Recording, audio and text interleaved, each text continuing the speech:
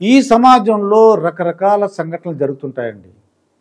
కొన్ని హృదయ విదారకమైన సంఘటనలు, చాలా బాధ కలిగించే సంఘటనలు జరుగుతుంటాయి. 2022 జూలై 31న జరిగిన సంఘటనతో ఆ కుటుంబం చిన్నాభిన్నమైపోయిందండి.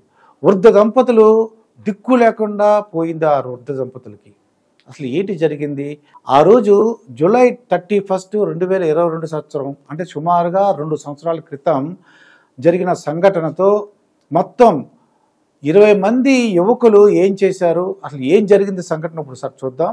అయితే వివేక్ రెడ్డి అనే ఒక అతను ఒక కార్ని, ఒక ఊబర్ లేదంటే ఓలా లాంటి కార్ని రెంట్కి తీసుకుని, అంటే బుక్ చేసుకుని బిఎన్ రెడ్డి నగర్ నుంచి రాజేంద్ర నగర్కి వచ్చాడండి. అక్కడ డ్రైవర్ ఉన్నాడు, డ్రైవర్ వెంకటేష్ గౌడ్. బిల్లు 900 అయిందని చెప్పేసరికి వివేక్ రెడ్డి దగ్గర 700 రూపాయలు మాత్రమే ఉంది. అతను ఏమాత్రం వెనకాడకుండా అతనితో ఇక వాగ్వివాదం మొదలుపెట్టాడండి ఆ డ్రైవర్తో. డ్రైవర్ ఎవరో వెంకటేష్ గౌడ్, ఇక ట్రావెల్ అయిందేమో వివేక్ రెడ్డి. తన దగ్గర 700 రూపాయలు మాత్రమే ఉంది.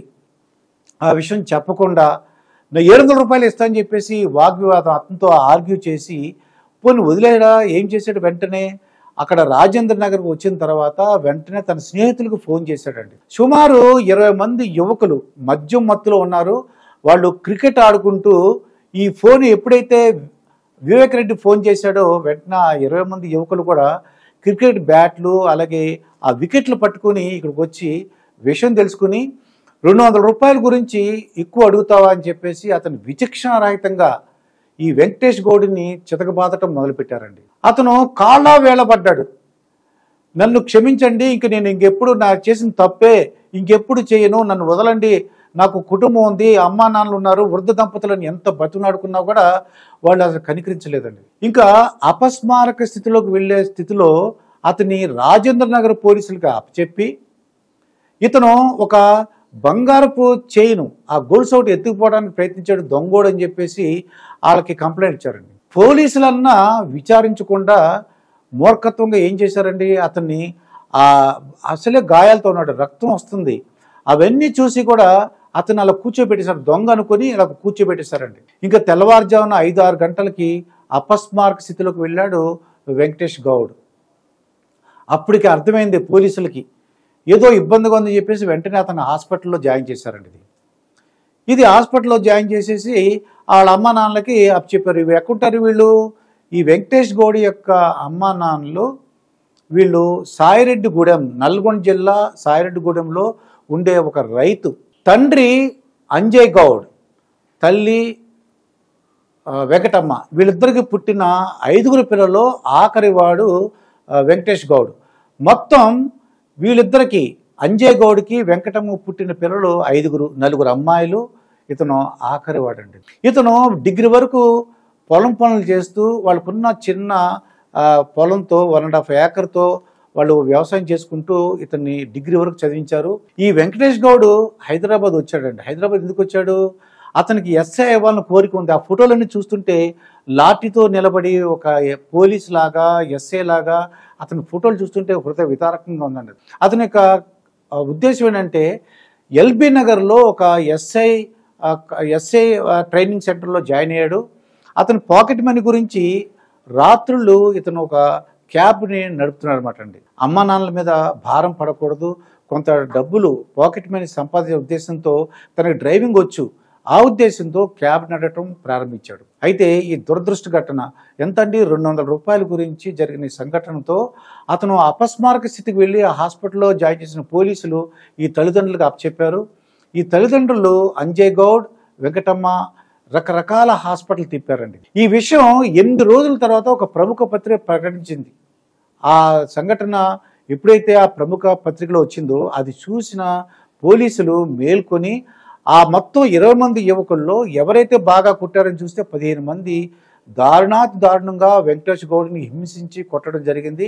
20 మందిలో 15 మందిని జైలుకి పంపించడం జరిగింది. వాళ్ళందరూ కూడా ఇప్పుడు వాళ్ళు బయట తిరుగుతున్నారు అన్నమాట. అయితే రకరకాల వివిధ ఆసుపత్రుల్లో ఈ వెంకటేష్ గౌడ్ని చూపించడం జరిగింది. సుమారు 2 కోట్ల రూపాయలను ఖర్చు పెట్టారంటే రకాల అన్ని హాస్పిటల్లో తిప్పి అయినా బాగుపడలేదు అతనికి విపరీతంగా ఏంటి ఇంటి ఎక్కడైతే అప్పులు దొరికినాయి అక్కడ కూడా చేసి ఇల్లు కూడా తాకట్టు పెట్టి మొత్తం 2 కోట్లు అప్పులు చేసి అయినా సరే అతను మంచానికే పరిమితే ఉన్నాడన్నమాట అండి. మొన్న ఆగస్టు 4వ తారీఖున ఆ వెంకటేష్ గౌడ్ చనిపోవడం జరిగింది. ఎంత హృదయ విదారక సంఘటన అనేది.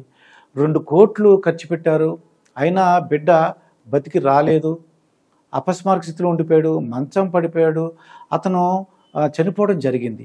ఇది ఎవరిది తప్పు? ఆ యువకులు వారి యొక్క ఆలోచించాలి కదా. చెప్పాడు అతను క్యాబ్ డ్రైవరు, అతనికి 200 రూపాయలు లేవని చెప్పడమో లేదంటే అతను సర్ది చెప్పడమో ఇంకోసారి చూస్తున్నామని చెప్పకుండా ఈ మద్యం మత్తులో ఈ ఫ్రెండ్ చెప్పిన వివేకరెడ్డి చెప్పిన మాట విని అనవసరంగా గొడవపడి ఆ అబ్బాయిని హింసించి వేటాడి కొట్టి అపస్మారక స్థితిలోకి తీసుకెళ్ళిన తర్వాత కూడా ఇలా ఈ 15 మంది ఎంత చూడండి 200 రూపాయల గురించి 2 కోట్లు పోయినాయి, కొడుకుని లాస్ అయిపోయారు, వీళ్ళందరూ కూడా జైలుకి వెళ్ళవలసి వచ్చింది. ఇటువంటి సంఘటనలు చూసినప్పుడు మన సభ్య సమాజంలో ఎక్కడ ఉన్నాము, మనం ఏం చేస్తున్నాము, ఎందుకు ఈ యువకులు కానీ ఎందుకు ఇలా ప్రవర్తిస్తున్నారు? ఏదైనా సంఘటన జరిగినప్పుడు ఒక జాలి చూపించటం, అసలు విషయం తెలుసుకోవడం.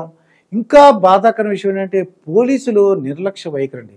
రాజేంద్ర నగర్ పోలీసులు నిర్లక్ష్య వైఖరి. వీళ్ళందరూ చెప్పి ఒక దొంగ మాటలకి నమ్మారండి వాళ్ళు. ఇతను ఒక క్యాబ్ డ్రైవరు, క్యాబ్ ఉంది అని చెప్పినా సరే అతను గోల్డ్ చైన్ దొంగతనం చేశాడని చెప్తే వాళ్ళు నమ్మేసి అతన్ని అలాగా రాత్రంతా పోలీస్ స్టేషన్లో ఉంచారండి. అప్పుడు డాక్టర్లు చెప్పిన మాట ఏమాత్రం వెంటనే తీసుకొచ్చి ఉంటే ఈ వెంకటేష్ గౌడ్ బతికి ఉండేవాడని వైద్యం చేసిన డాక్టర్లు చెప్పారు. ఒకవేళ ముందే తీసుకొచ్చినట్లయితే అతన్ని రక్షించే అవకాశం ఉండేదని ఆ పరీక్షించిన డాక్టర్లు చెప్పారండి. ఇటువంటి సంఘటనలు చూస్తుంటే అప్పుడు ఆ వృద్ధ దంపతులకు ఎవరు ఆధారం? ఉన్న చిన్న పొలం, ఆ చిన్న పొలాన్ని వాళ్ళు చేసుకుంటూ హాయిగా జీవితం గడుపుతున్నటువంటి ఆ తల్లిదండ్రులకి తను ఎస్ఐ అవుతాడు, వాడు ఆ ఉద్యోగం సంపాదించి ఆ వృద్ధ దంపతి ఇద్దరిని అంజయ్ గౌడ్ని వెంకటమ్మని చూస్తాడు, మా అభివృద్ధిలోకి వస్తాడు అనుకున్న వ్యక్తి చనిపోవడం జరిగిందండి.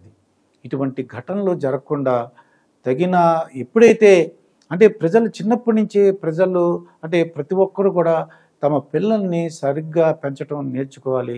వాళ్ళు చేసిన తప్పులు అని ఆవేశపడుతున్నప్పుడు కూడా వాళ్ళని సరిదిద్దటం కార్యక్రమాలు చేయాలి.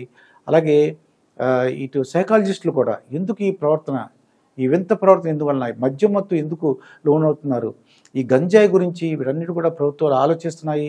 తప్పకుండా అందరిలో మంచి మార్పు రావాలని కోరుకుందామండి.